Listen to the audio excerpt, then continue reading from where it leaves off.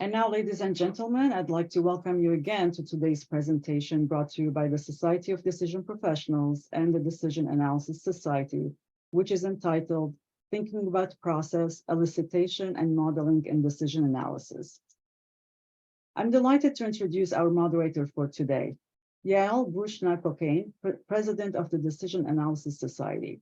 Professor Yael teaches courses on decision analysis, project management, and data science in business at the Darden School of Business at the University of Virginia. As an expert in the areas of decision analysis and critical thinking, project management, and digital transformation, she has served as a consultant to international firms in the edtech, aerospace, and pharma industries. Yael, thank you for joining us as moderator today, and you have the floor.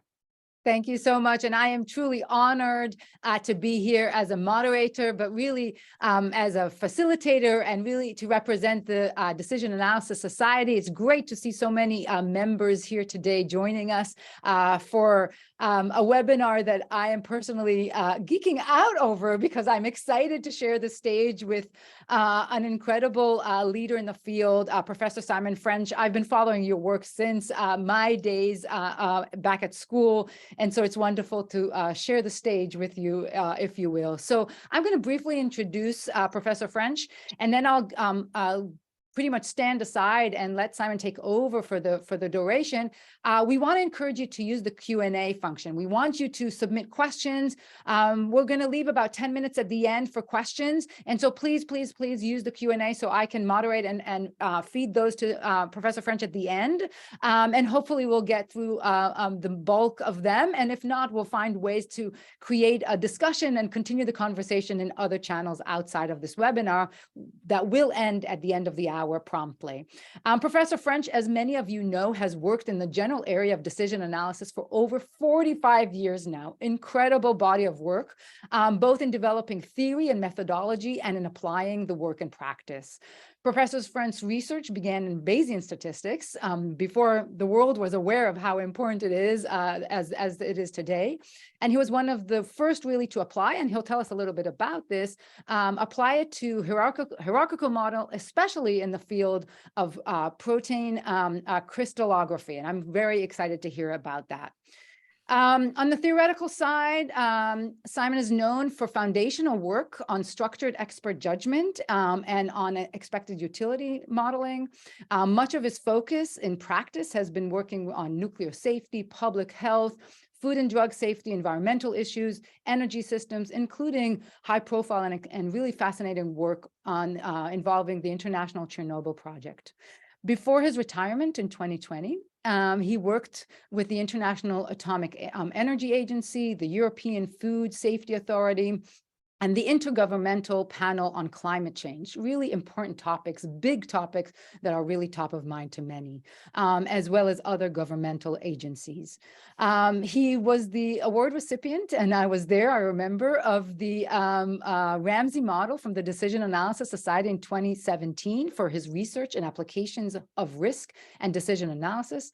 And in 2022, just last year, he was awarded the gold medal of the International Society for Multi-Criteria Decision-Making. Please join me in thanking and welcoming Professor Simon French. Thank you. Over to you. Thank you.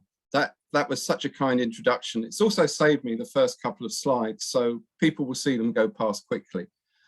Right, let me pick up and say what I did or have been doing for the last 3 years, which is being retired. I'm a grandparent. That's what takes priority over quite a lot of things. And the only connection I've got with work is I'm busy writing papers and a book and sitting back and reflecting on my career over those 50 years and trying to take the big picture in. No applications, no consultancy, nothing like that. Just trying to think it through. I guess I'm going back to the Greek philosophers who seem to sit around and just think rather than do. And that's certainly where I've got to. But let's go back. Right, my background career you've just been through. Let me go back to my early background, which you didn't really get to.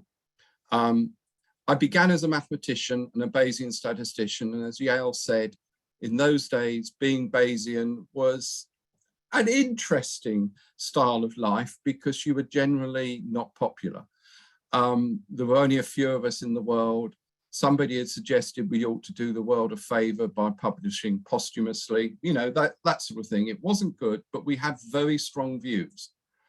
And I applied them in protein crystallography, which I'm not going to talk about, sorry, Yale. And then looked around for a career and couldn't find a big career in statistics in protein crystallography in those days. We were pushing computers to the limits and I'd already got to the limits, so I wasn't really getting anywhere. So I looked around for a job, didn't find one, and there was one at the University of Manchester called Lecturer in Decision Theory. And it had the amazing qualification, no previous experience required. Well, luckily, I obviously had the requirement and got the job. So late 1970s, I was in Manchester, a lecturer in decision theory. I knew my Bayesian catechism, but I didn't really know much about the broader aspects of decision theory and analysis. So I began to explore them. And I did it from a very technical Bayesian perspective, which in those days meant that you accepted, following Ramsey, De Finetti, Savage, and de Groot, that all uncertainties should be modeled by probabilities. And following Fishburne, Keeney, and Rafer, all preferences should be modeled by multi-attribute utility and value functions.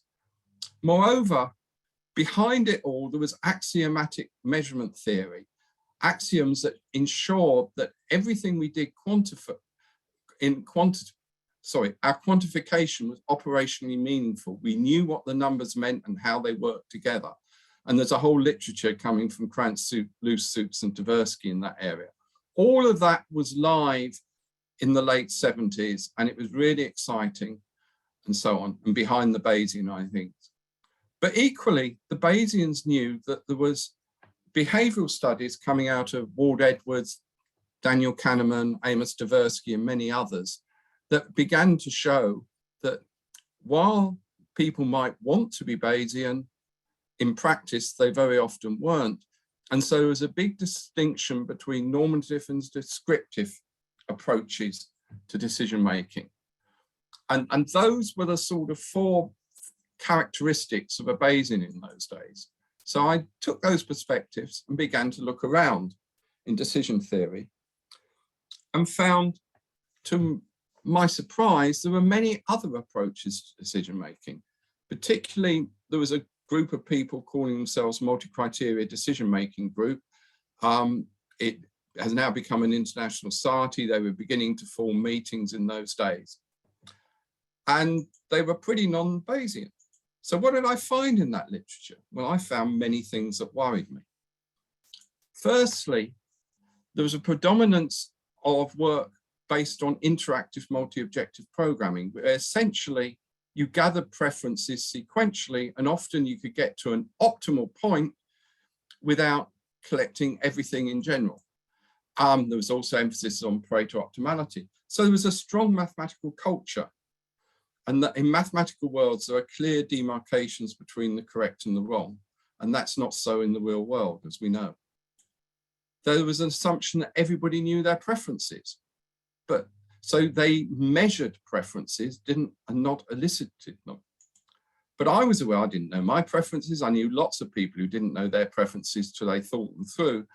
And I picked up that one of the main purposes of decision analysis was to help people construct their beliefs and preferences, drawing on broader knowledge. Behavioral issues were pretty much ignored. I've already mentioned them, but in the MCDM literature, it really wasn't looked at all. And I did a paper, and then others, suggesting they really ought to do it. But it wasn't until this century that people in MCDM began to really acknowledge heuristic and biases and what that meant for decision analysis. There were no axiomatics. AHP, we know, has ratio scales and has issues with rank reversal.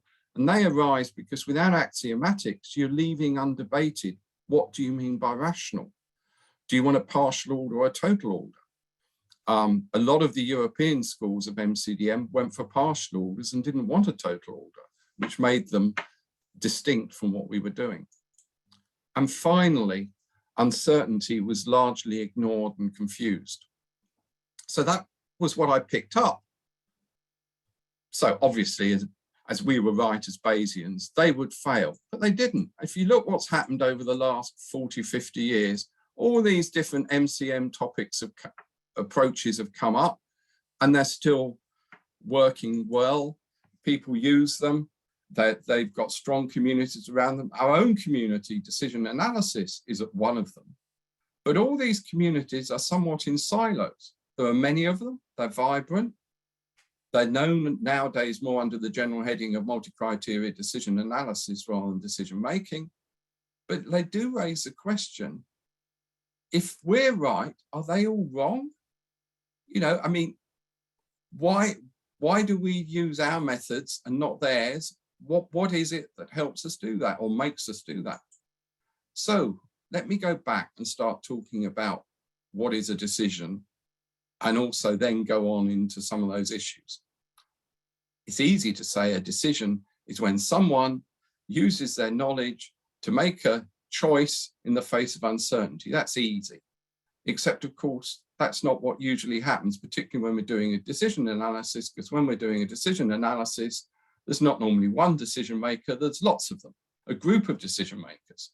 And that gives us a problem, because if we know anything about Arrow, various different types of game theory, lots of social choice issues and so on, there are lots of paradoxes which suggest that groups of people can't make decisions in a simple, rational way that's also satisfies some sort of democratic principles or whatever. So that's a problem, particularly for the Bayesians. The next thing we get is most decisions don't just have the decision makers or the problem owners. The knowledge that they want to use is embodied tacitly, or some of the knowledge is embodied tacitly in a lot of experts. So there's another group of people over there we need to work with. And then behind it all, there are stakeholder groups who are going to be impacted by whatever these guys decide. And they, you know, have got different views, and they may or may not have rights to have their views listened to, but it complicates the issue further. And then there are some other things. Often the decision itself is unclear. There may be conflicting objectives, there probably are. The messy uncertainties undoubtedly around these days. The experts have differing opinions, and the knowledge may be conflicts of knowledge. Stakeholders may be antagonistic and sort of not get on with each other and cause big problems for the whole process. Ethical issues come into the problem, and governance may be unclear. And maybe I ought to pause and say one thing that I didn't say at the beginning, is that this is clearly leaning towards the public sector sort of problem, that the societal decision making. And I should say that most of my experiences have been in societal decision making. I've done some private sector work, but most of this is coming out of the more complex, often, decision making that governments and regional bodies face and so on. Okay, so what I'm trying to say is decision is not a well-defined concept. Whatever resolving uncertainty about what to do is, it's always context dependent. So, you know, I've written books on decision theory, and one thing that I rather regret in many of my competing books, or many people who've written competing books, is they often talk about decision analysis as if a decision is a well-defined thing, and it's not. We have to look at the context. So let me look at the context, and let me start off by looking at various perspectives on uncertainty. I'm going to list a few types of uncertainty. I don't make any claim this is an exhaustive list. I don't even make any claim they're mutually exclusive things. But it gives us pause for thought about what uncertainties come into decision making. There's the obvious one about physical randomness, stochastic uncertainty. There's uncertainty about the behaviors of others around us, other players, whether they're stakeholders, experts, or competitors, or whatever. Their behavior is uncertain often. Now, you can handle uncertain behavior by looking at just probability models of how people work. But I rather think that these days you ought to put more structure in looking either perhaps anciently game theory or more modern adversarial risk analysis, but you can put structure into how you look at the uncertainty of actors which is different to the ways that you behave with physical randomness. It's different because actors have intentions. As far as I know, the throw of the dice doesn't have an intention. Then you have epistemic uncertainties, lack of knowledge, what parameters, values, and things like that. The things that Bayesians love, the things that I grew up with. Those sort of uncertainties we all know about. You also, when you're doing an analysis, come into other uncertainties, which maybe you don't think about quite so often. Judgmental uncertainties about what model to use, what to include in those models, how to get the data sets on which to fit those models together, what to allow in those data sets. You make judgments on that as analysts, and they do bring or change the uncertainty in the problem. And then once you've got the model, you're going to do computations. And computations, okay, if you've got a very simple model, are pretty accurate. But if you're dealing with real world computations, maybe these days using what I would call a large model, what nowadays computer scientists want to call a digital twin, those sort of models are big computational things, and you will get numerical errors coming through. And if you don't get numerical errors, you can still get human error. I have been in several problems or analyses where we found out that we're going down the wrong track because somebody punched in a number wrongly at the beginning. Then you get things, however the model is built, it's never going to be a perfect fit to the world. So you've got modeling error. So you've got another batch of things there. And then we've got uncertainties. Very often when you go into a decision meeting, you say, okay, what are we trying to do? And somebody says helpfully, well, we've been told our role is to ensure that the process is safe. Yes, what does safe mean? And you very quickly find out that you have to unpack ambiguities about wording that's been given in the objectives to the group making the decision. So that would lead us into the sort of value-focused thinking of Ralph Keeney, choice of attributes, and all of those things. You may also come, or you will come across, issues of uncertainty about what people want to happen. They're uncertain about their preferences. You need to resolve those. There may be uncertain about what the ethics are in those situations, and maybe uncertain about the governance and who represents and so on. So there are things in there that are uncertain, but they do affect the decision making. And finally, something I learned very carefully or very deeply from Larry Phillips is, at the end of analysis, you have to decide whether it's requisite for purpose. Is it good enough? And that necessarily introduces some uncertainty, because you may go ahead, you may be committed to action, but there will always be some residual uncertainty making you uncomfortable. And you probably ought to hang on to that, because it'll mean that you'll monitor what's happening in the world and whether it's going the way you expected. Okay, so if we look at those, and I'd say I could choose a lot of other uncertainties, but the first batch correspond with our knowledge of the external world. The next batch correspond with errors that we make in modeling and analysis. And the last batch are internal uncertainties about what we want, believe, understand, how we frame it, and so on. So there's different types of uncertainty that evolve around the problem. That we might call scientific uncertainty, and often has been. This, I'm sad to say, is very often ignored. Modeling and analysis, I think, is an area that we really ought to be looking much more at for errors in that process, and what that means for uncertainty overall.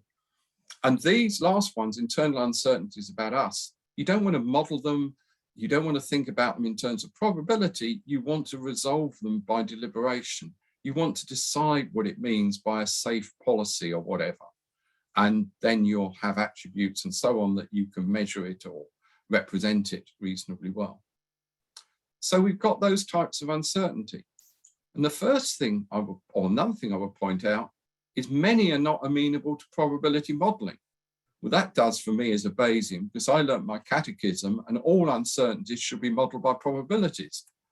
And I can't do that. Okay, some can be modeled by utilities, that's sort of Bayesian, but others in there, the uncertainty about whether the model is requisite, that can't be modeled by probabilities. They can't even put in a sort of rough value and then investigate it through sensitivity analysis in many cases. So some of these uncertainties are not going to be amenable to quantitative modeling. And that may give us pause for thought when we look at the process. Right, now I wish I had a Welsh accent, but I'm hopelessly English. And I don't know what you guys in America will make of it or anywhere else in the world. There's a Welsh word called Cynefin. And Cynefin is about, it means Welsh for habitat, but the Welsh concept of habitat includes not just the physical environment, but the cultural environment, social environment, historical environment. So what I'm going to do is talk about the Cynefin, the environment in which we make decisions, our knowledge, and in particular, our knowledge of cause and effect. Because when you're making a decision, you're choosing between actions, and those actions are going to have effects. And if you don't have, you want to classify the knowledge you have of what effect that action will cause. Sometimes you'll have good knowledge, sometimes bad. And that will affect how you approach the decision analysis, so I believe it should. We start in the simple one. Known contexts are when cause and effect are understood and pretty much totally predictable. You may have some residual physical uncertainties knocking around, but by and large, you understand the world. You know, if you pull this lever, that will happen. Then you get to a rather less well-known, but still pretty good area of knowledge, where cause and effect is understood. You've got physical laws, economic laws, whatever. You've got good laws about how things work, but those laws require parameters, and those parameters are context dependent, so that when you're doing an analysis, you need to determine parameters with sufficient data. But once you've done that, you can turn the handle and things work pretty well. Then you get, or then there's a rather more messy situation where you may have good ideas of what various causes are and what various effects are, but you can only really determine how the causes cause the effect after the event. You don't have any strong understanding of which causes have the most effect, and you may not even know all the effects, which is why in some complex problems, after they've been addressed, people start talking about unintended consequences. They didn't anticipate that effect. And in this area, it's much more messy, and well, we'll get to that in a minute, how you deal with it. And finally, or first perhaps, there's the chaotic type of problem where you don't even know what causes and effects are. You're still trying to discern what's going on. You're still trying to see behaviors. Of course, in practice, if you look over life, going back to prehistoric times, they didn't go around this way. The world went round that way, because it starts off with people making sense of what's going on by prodding it and seeing what happens. And gradually, people begin to dig out causes and effects, and they begin to explain them. In ancient times, maybe some Greek gods or whatever, but nowadays we're getting physics, economics, and biological laws and things and understandings coming up here. And gradually it gets round to where you can quantify the law and so on. And down here, you get to the point where it's literally down to very simple, or maybe not simple, very straightforward quantitative models. So as you go around here, we're learning more and more about cause and effect. We can also say that over here, once we've learned quite a lot, we can start doing repeatable experiments, the things that scientists love, because we can do controlled experiments. Over here, we don't have enough knowledge of cause and effect to do any controlled experiments. To do a controlled experiment, you've got to know what you need to control. And here you might not have got to it yet. So you go around here and you get more and more repeatable and greater familiarity.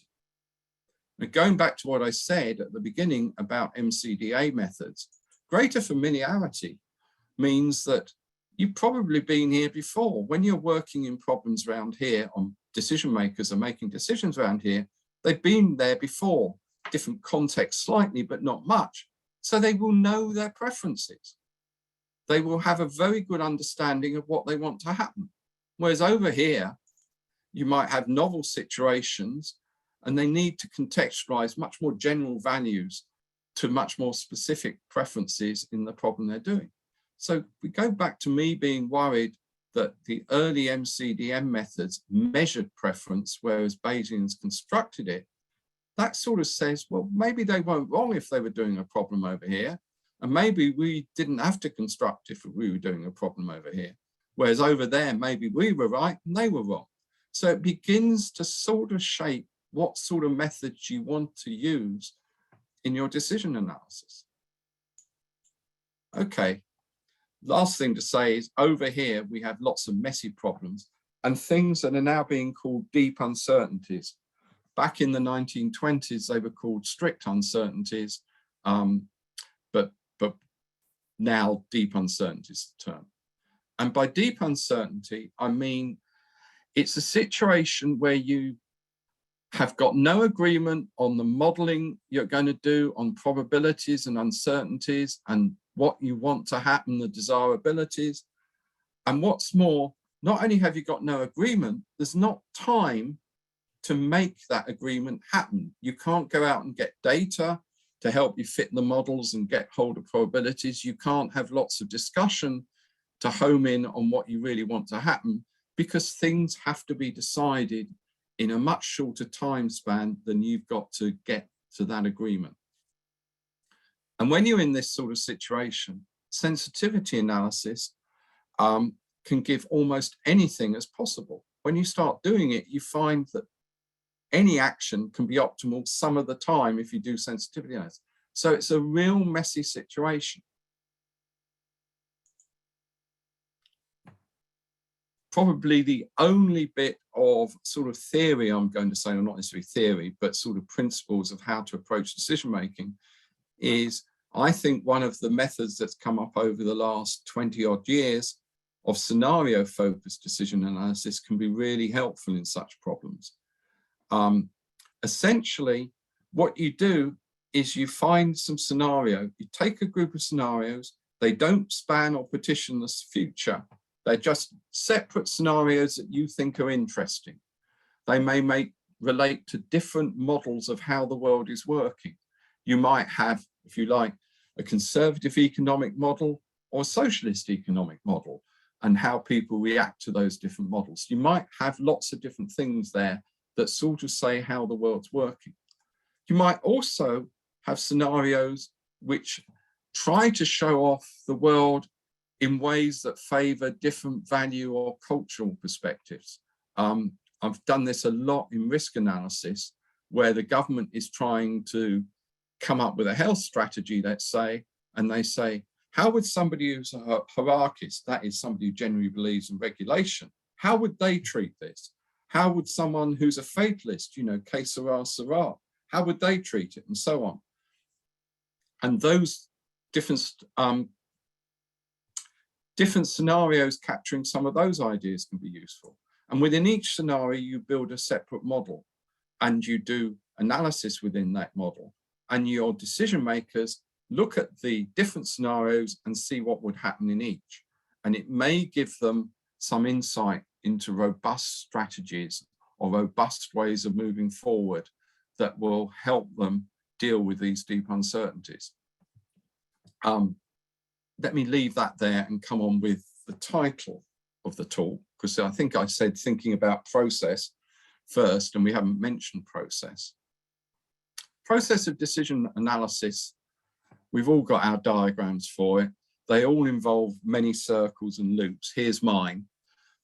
Essentially, I'm going to break it down into 3 phases: sense making and modeling, analyzing and exploring, and then interpreting and implementing, and then the decision happens, or you decide you can't implement yet and you go round again.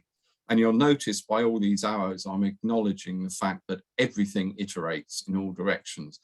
As one discussion makes you remember that, oh, we didn't think about that, and you go back and change something over here. Okay. Over here, sense making and modeling, I'm talking about context settling, issue formulation, surfacing values and setting objectives, and general problem structuring.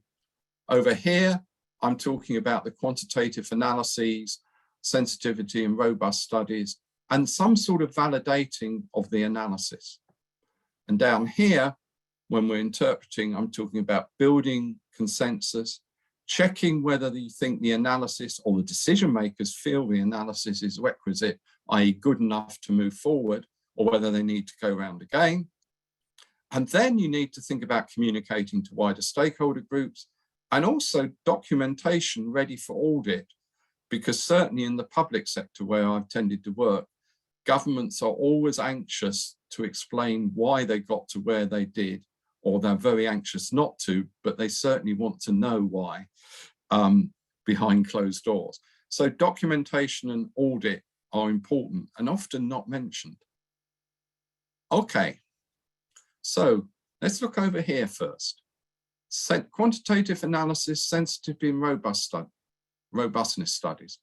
Those are basically the only areas where quantification really comes up, where the Bayesian subjective expected utility model is used, or AHP uses its model, or Electair uses its partial ordering model, or whatever it is. MCDM, decision analysis, that's where we differ. If you actually look at what all of us do, this bit and this bit are pretty much the same. Whatever method of decision analysis you're using, these bits have a lot in common between them. And indeed, validating can have a lot in common between them, because I don't just mean validating in terms of checking some numerical criterion. I mean validating in terms of, does it make sense with our wider knowledge? So one of the things I think that we ought to recognize is in these number of different communities of styles of decision making, we have probably a lot more in common than we differ on. And we ought to be talking to and learning from each other and sharing things there, and maybe learning why some of these things we differ on as well. Okay. Right, let's go back to this step, sense making and modeling. One of the things I sort of worry about is that we don't really train ourselves up or mentor our proteges so much in how to build models.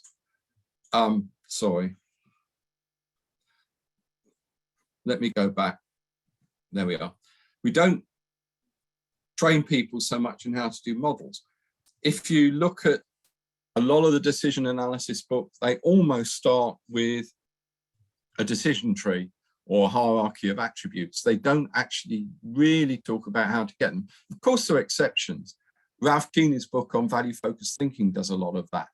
And he's got a great paper on brainstorming too. But if you look around the literature, there's very little on problem formulation compared with problem analysis. I call that step soft elicitation. I've been doing some studies of it, and you can find, I'll reference a paper at the end. But in the UK, our operational research people have been doing a lot on problem structuring over the last 30, 40 years, much more than's occurred in America. Yale and I talked a bit before the seminar started about the differences across the Atlantic, and that's one of the differences. But even the OR people in the UK don't look at what the statisticians have been doing. They've been doing ways of building models, particularly belief nets and things like that, structuring them and so on.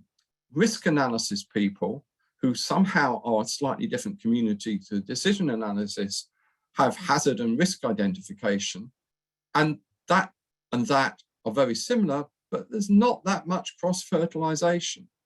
You get into information systems design, and soft system modeling comes in, and various other techniques which don't quite get into the subject areas up here. Knowledge management, AI, knowledge elicitation, other methods of doing all of this, again, we don't listen to it. Management theory has a huge number of simple models that are really catalytic if you put them in front of people and start discussing. Porter's 5 forces, if you don't know it, find out about it. But it can be really constructive when you're working with a company that's worried about its stability in the face of new entrants to the market. I'd like to say mathematics has got a lot of study of how to build a mathematical model, but it's remarkable how little in the literature of mathematics there is about how to build your model before you start analysing it. And then over in psychology and behaviour, there's a lot on sense making. And understanding sense making helps with all of these. So one of the things that I really think that as a community we ought to be doing is not just working with other decision-making communities, it's looking across these communities to think about how we model our problems. Over at this step, well, I've already mentioned those are the quantitative bits, and they're all the tools that we love. But this bit, validating them, really means we need to check against wider knowledge. If you are just simply looking about whether your iterative calculations have converged, you're looking at some convergence statistic, you're not validating the result that comes out, you're simply getting a result. And then when we come down here, we want wide discussion with the problem owners. Is the analysis deep enough? Is it requisite? And that's often where things stop, but we ought to be saying in that meeting or with the problem owners, how are you going to communicate this to all other users? And how are you going to deal with the uncertainties? Sometimes I can understand why, if you want commitment to action, you don't own up to all the uncertainties. But if you watched what happened during COVID for many governments, they tried to sound a lot more certain than they were, and the uncertainties came back to bite them, and the confidence of the public in that government fell apart pretty fast. I mean, we had it in spades in the UK because Boris was not good at dealing with uncertainty. He said things a lot more firmly than he should have done. Afterwards, we need to think about reporting and archiving. Okay. So if we go through it then and we look at Cynefin, you can begin to see that the emphasis of the decision process here is much more on sense making and modeling because you can't do any analysis. Over here, this is where the analysis rides. And down here, you need to implement and think about interpreting and implementing a lot more clearly. So the reason I'm going fast is partly because of the time. But what I want to say is these sort of emphases give you a feeling about what sort of model you want to use, how you want to think about the process, where you want to put the emphasis in, and so on. Okay, all that about process. Now we come to another process with double S's by the looks of it. Sorry. Yeah, I did most of my work in the public sector, and in the public sector, things are not quite as nice as they are in single or in organizations which have some unitary structure. The sort of thing that the book Decision Quality covers and all those ideas which have been discussed a lot on your SDP seminars over the last few years, that works when you're in a unitary organization where there's a general sort of agreement on objectives and values. If you're in multi-party negotiations in society, there may be no such agreement, even on what decision-making approach to use. And that's where I spent a lot of my time worrying. And so this diagram is taken from a paper in the journal Decision Analysis. It basically argues, that paper, that when governments or regional governments or even parish councils want to make a decision, they start, or our logic says, they start separating things into what might happen and how much we care about it if they happen. So you've got perspectives on what might happen and preferences for different possible outcomes. And governments, when they face a problem like this, may set up a study, calling in some experts to get a view of what happens, who collect data, they do some analyses and they get some results. But they won't be the only people that do that. There may be actually within governments, 2 or 3 different departments can do different analyses that are relevant to the thing. They won't necessarily share the data and they may use different styles of statistical analyses and so on. And stakeholder groups interested in the result may actually try and understand a bit more about what happens, and they'll have further data which may or may not overlap with the others, and there'll be lots of statistical analyses going on, and all of these will be slightly different. They will overlap. Any meta-analysis that you might do to try and draw them together into one is going to be really difficult. And in practice, when there's a big political decision or government decision, you have lots of different inputs about what might happen. And some poor civil servant has to sit down and try and draw it together into a briefing paper for their ministers or whatever. And that can be very, very difficult. And they got very little guidance on how to do that. On the other side of things, because whatever the issue is will have consequences for everybody, there's lots of different preferences, stakeholder groups, interest in what's happened, and they will be doing studies about what they want to happen, and they may be doing decision analyses, proper formal decision analyses, but some may be using a decision analysis technique like we do, subjective expected utility or multi-attribute value theory or whatever. Others may be using AHP, others may be using elector or whatever. And the poor government administrators doing the briefing papers have to look at these and try and see how to compare them when they don't even know if the preferences that were expressed in here when put into the model that was used over there would give the same answer as over there or over here. There's confusion all around. And generally, I think one of the big problems we're facing in the world today is we're not looking at that as decision analysts. We're thinking very much about doing that, and the statisticians are thinking very much about doing one of these, but we're not thinking about all of them and how we share and understand each of these things. The work I was doing with the IPCC on climate change, what they wanted to do was provide governments with advice on how to do decision analyses on complex problems with climate change, which may be purely regional, maybe local, but also could be across 2 or 3 governments, international. And we had huge problems because a body like the IPCC, which comes out of the United Nations and a few other places, they're not allowed to give prescriptive guidance on how to do things. They have to recognize that different types of decision analyses exist by different groups. And the work we did was simply to go through all the different contexts of decisions, all the different types of decision analysis, and give a lot of references and guidance.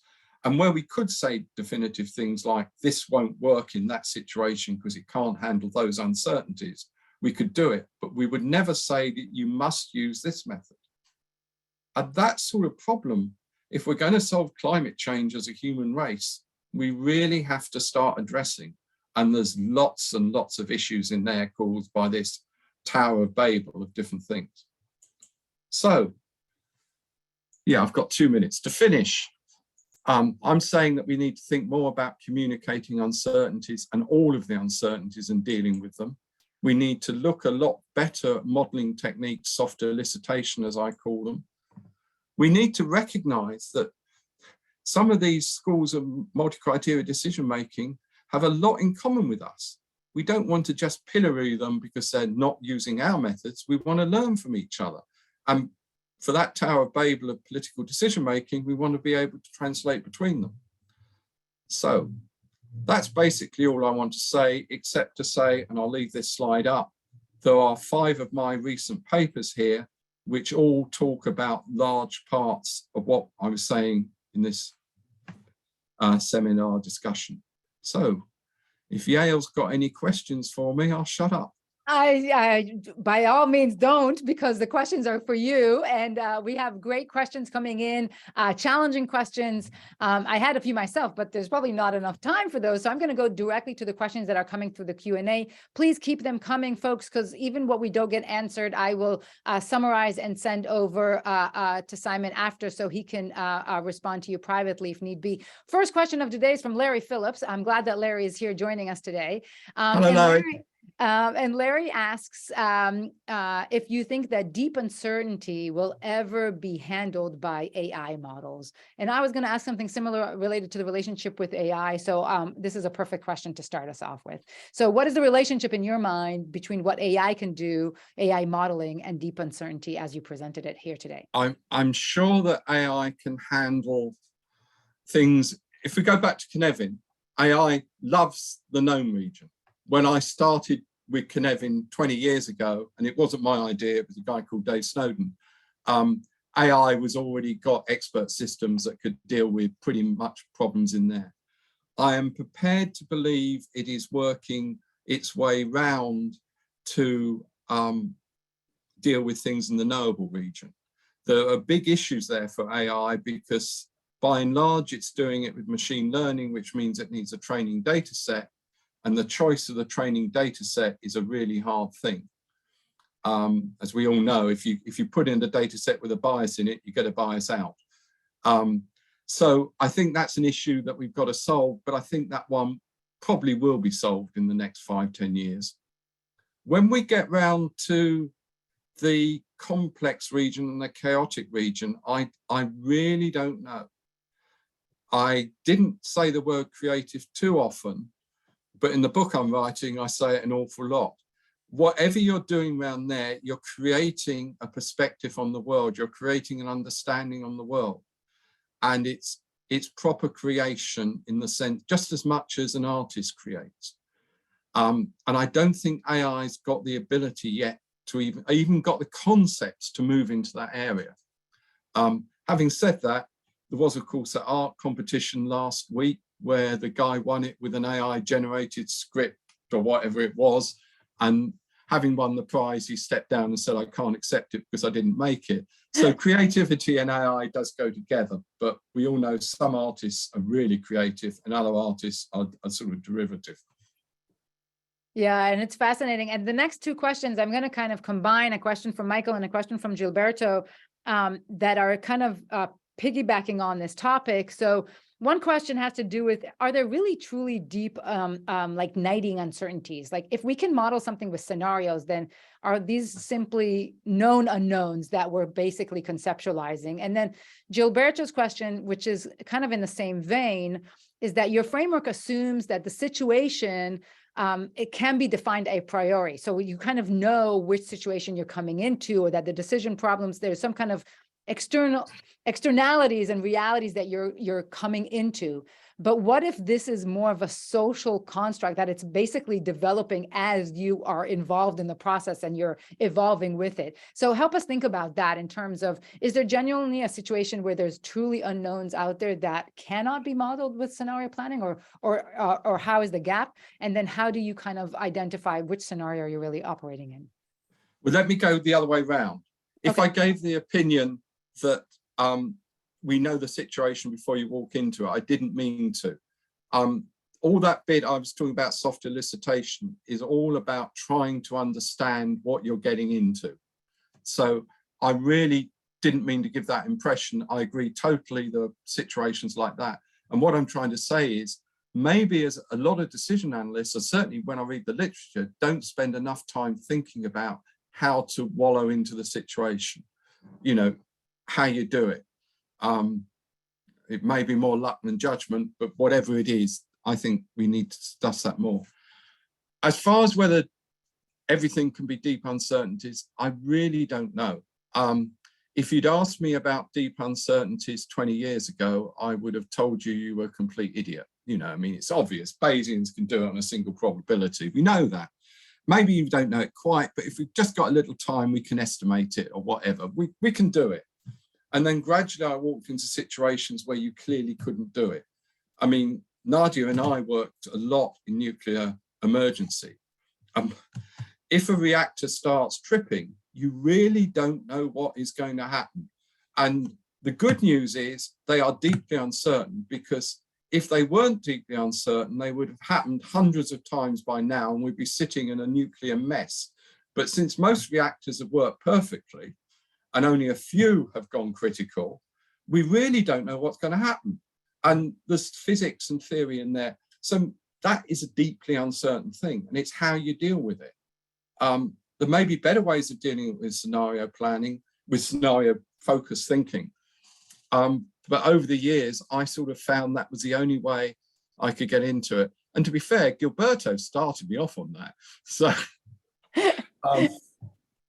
you know, but I don't know is the answer. I'm deeply uncertain about whether everything is deeply uncertain. Well, I think that's really helpful. And I think maybe my take on your response to that question is that you kind of have to make sense with the tools that we have to some degree. And even if it is a truly genuine unknown kind of a situation, our ability to start addressing it at some level is through this scenario planning and kind of trying to kind of slowly chip away at it and learn more as we go on. So I kind of see that as a compromise, maybe a very practical kind of compromise.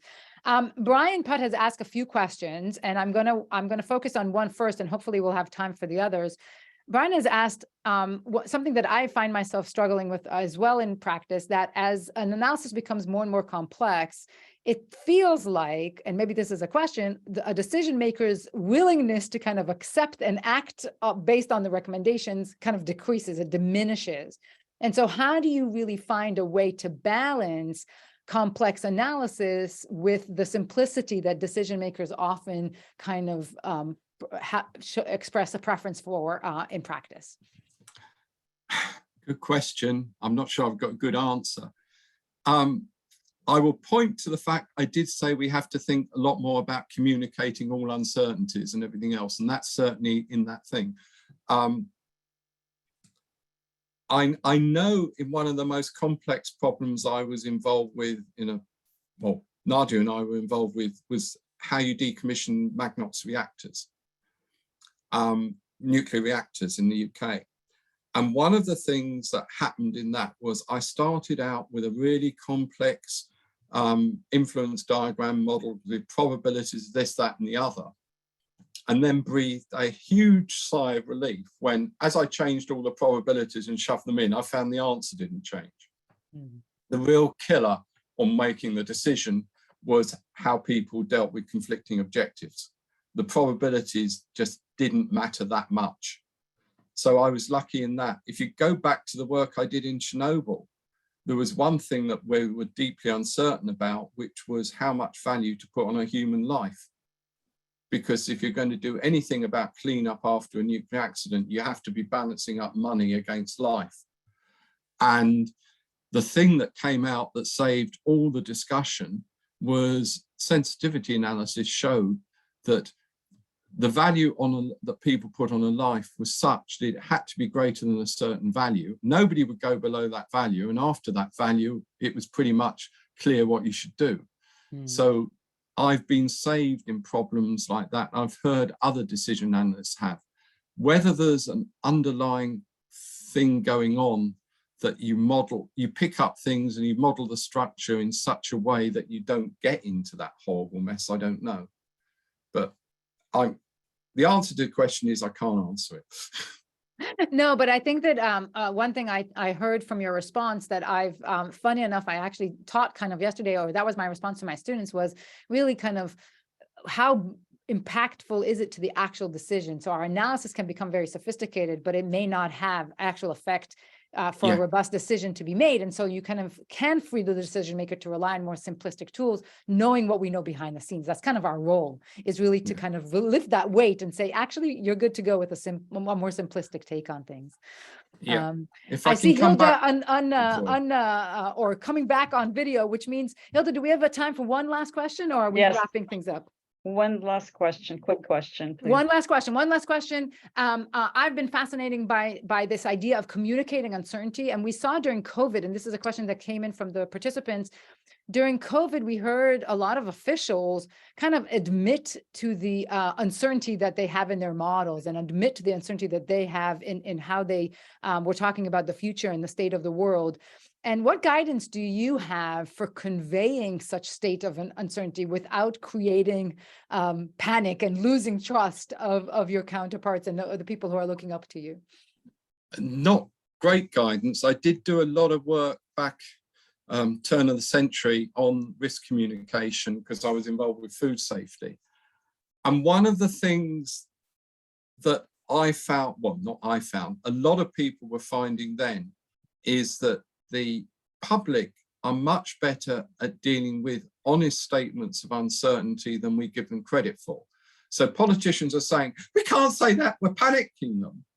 And actually, if they say that, but also say, we're doing this, this, and this to resolve the uncertainty, and I will get back to you on Friday lunchtime, I will be on the BBC and I will tell you what we found, or I will admit where we've got to, then the public absorb that.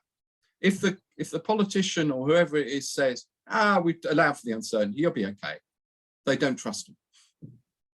Brilliant. And that's really kind of transparency in the process, which is what decision analysts have always advocated. It's not our secret thing. We actually like to share it with the world and bring people on board with us for the ride, so they can kind of really take those methods and frameworks and use them in their own decisions moving forward. So transparency and the uncertainty as well, and what we're going to do to learn more.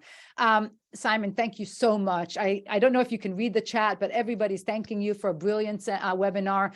Folks have follow-up questions. They want the slides. They want the recording. So thank you. And Hilda, thank you for allowing me to be the moderator for today's session.